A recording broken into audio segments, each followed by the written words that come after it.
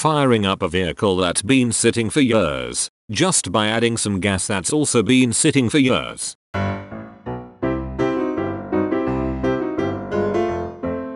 People who work in retail or as a waiter just saying, "Cover me," to their co-worker and leaving in the middle of a shift to go take care of a personal matter, catching a murderer, etc. You can't just tell a waitress to cover twice as many tables like that. It won't work. And you won't work either, because you'll get fired.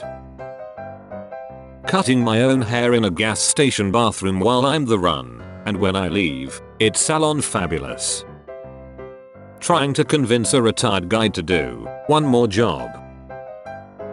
It drives me nuts every time a movie has a scene where a person is hiding on the ceiling a few feet above someone else, and they never see them. Just because the camera is angled so the audience can't see them doesn't mean a real person wouldn't notice Tom Cruise having from their ceiling fan.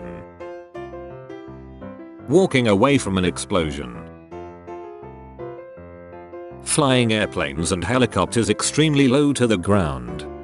There's absolutely no reason to fly a helicopter between buildings during a car chase. There is absolutely no reason to fly an airplane 200 feet above the ground when they can effectively drop bombs from miles in the air. When they show what is supposed to be a sloppy teenage rock band playing, and yet everything is perfect. The drummer's keeping excellent time, the vocals and background vocals are spot on, and the guitarist is nailing perfect bends and playing at Satriani levels.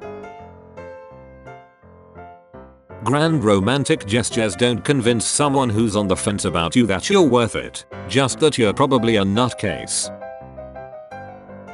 Finding an easy parking spot next to the building you're going to, usually out in front. Knocking someone out always seems like a roll of the dice. In some movies, a person is knocked out for hours as they are moved to a secondary location. Other times, they wake up within moments and are right back to fighting. Every window in Paris always overlooks the Eiffel Tower. Did you want to go at dinner tomorrow? Sure, I'll see you then. See you when? Police have to account for every bullet fired. Sheer amount of paperwork behind the scenes in most crime and police thriller movies would be unreal. The main character is an absolute beast in fights with common mercenaries, then suddenly loses all of their muscles in the final battle, and it takes 50 times longer than it should. That's not how fights work. When someone is in a spacesuit, there are always lights inside the helmet to illuminate the person's face. This is, of course, so we know which character we're looking at. But in real life, having lights inside your helmet, shining on your face, would greatly hinder your ability to see your surroundings. It's like having the light on in your bedroom while trying to see outside in the dark.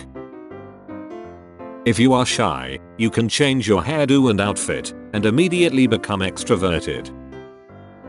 In that scene where the good guy gets completely surrounded by bad guys with guns. I understand the principle, but if those guys actually opened fire, they'd just end up shooting each other in the face. Fields of fire people. Last minute airport dashes. A person gets shot and a tiny trickle of blood comes out and they die immediately. All the massive blow-ups of cars and things that wouldn't really blow up that dramatically. Character 1, you did a bad thing. Character 2, wait, I can explain what happened. Character 1 runs away like a child before an explanation can occur.